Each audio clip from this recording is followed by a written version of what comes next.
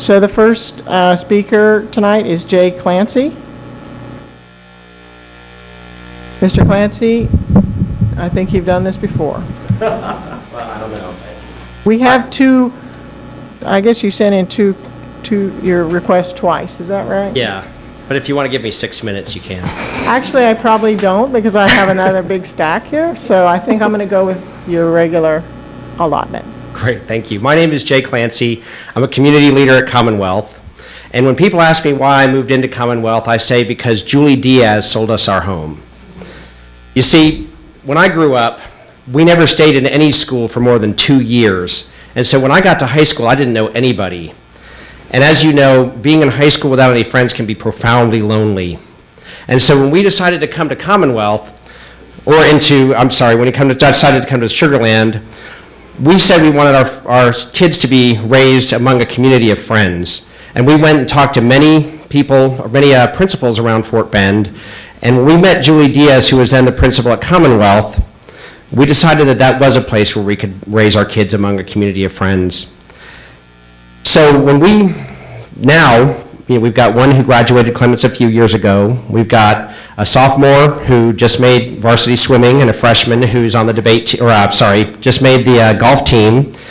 They've taken just enough AP classes to keep them off of recreational drugs, but not enough that we have to put them on performance-enhancing drugs. And I realized how well our feeder pattern works last week when I went to the Clements open house and saw how many people I knew there in every one of their classes.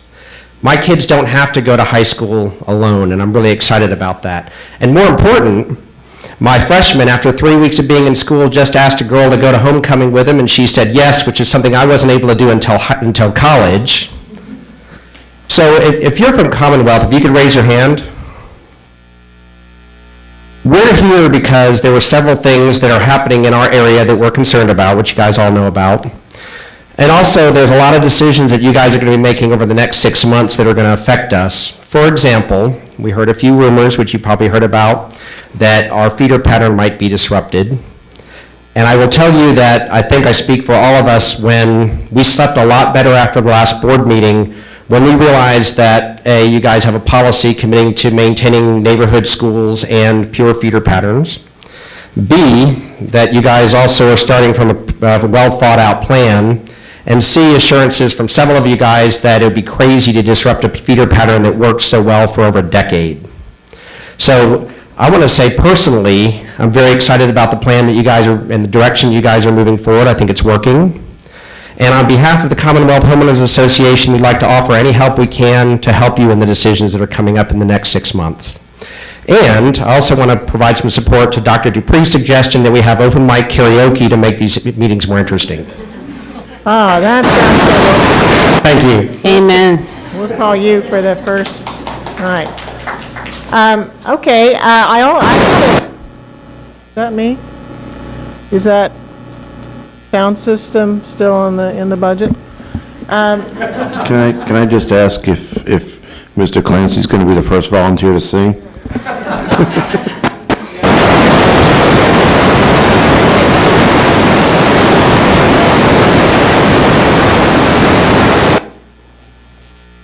Well, if we have a lot of static, we won't be able to hear him sing.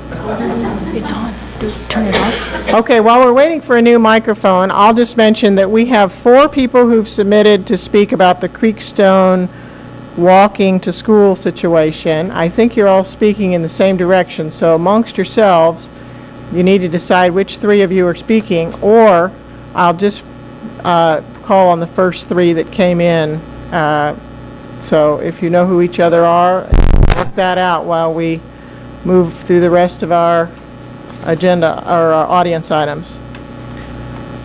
So David Bristow is the next on the list to speak, and he surpassed Mr. Clancy by sending in actually 3 requests. We got it 3 times. I don't know. Maybe somebody copied his own text at once. Okay, well, hard to know, but I do have 3 versions. Okay. And we need a microphone before you can start talking. I'll only speak once. Not like Jay, I don't need 6 minutes. Thank you. And how about karaoke? How do you feel about that? I don't sing. Okay. Okay, are we live here? Yep, We're live. Thank you, Mr. Bristow. You have 3 minutes. Okay, thank you for this opportunity to address the Board of Trustees and the administration. My name is David Bristow, and I've been a resident of Sugar Land and the Commonwealth for 26 years.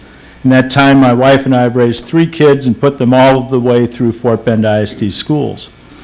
As a longtime resident with 38 parent years in the school district, I've come to realize that the schools to which our kids are assigned K through 12 are the focus of our neighborhoods.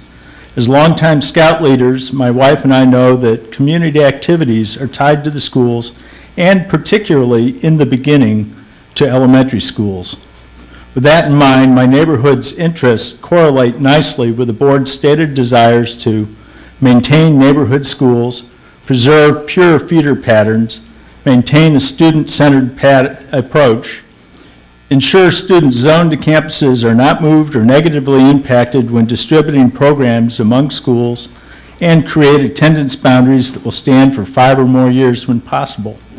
I advocate that the board and administration take advantage of the work performed by the steering committee, particularly with a view towards maintaining the current feeder pattern from Commonwealth Elementary through Fort Settlement Middle School to Clements High School as proposed by the steering committee. That said, we come to a current area of concern for my neighborhood. Through no fault of the current board and administration, the district fell behind the capacity curve.